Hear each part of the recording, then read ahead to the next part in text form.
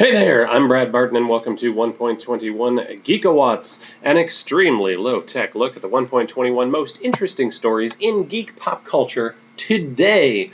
I'm coming to you from Los Angeles, where yesterday I spent the day on the Sony Pictures studio lot, and I tried to hotwire a car.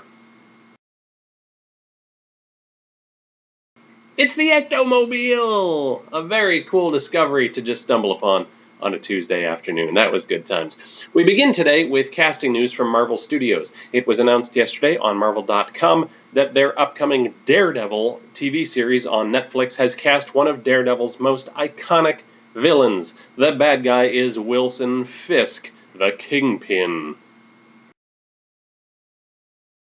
who is described on Marvel's website as a powerful businessman, although readers of the comics know him to really be the head of an organized crime family who isn't afraid to crack some skulls himself and mix it up.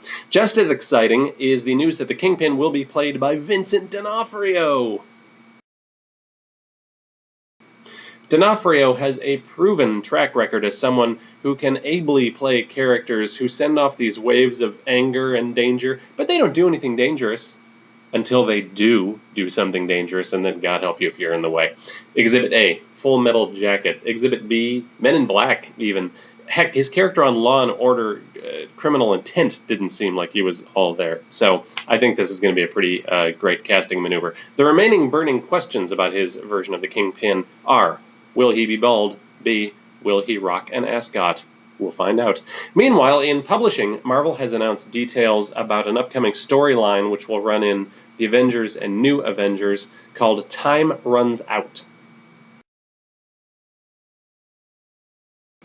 Marvel's executive editor Tom Brevoort explained to The Hollywood Reporter that the storyline, which begins this September, will jump ahead 8 months in the future in the timeline of the story, 8 months ahead of the rest of the Marvel comic book universe.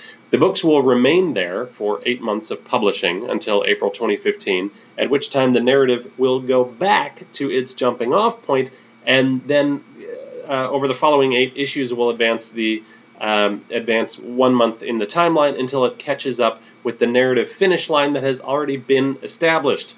What? Now, if you were a long-form improviser, which I am, and this is why I'm making this comparison, you might call this a Mobius. If you were a normal civilian comic book reader, you might call this too much math. That's what I'm thinking. Naughty timelines like this remind me of Back to the Future Part 2, in which the story jumped all over the place. For today's trivia question, I want you to tell me the name of Biff Tannen's casino as seen in the dystopian version of 1985 in the film. If you know the correct answer, you can leave it in the comments section attached to this video.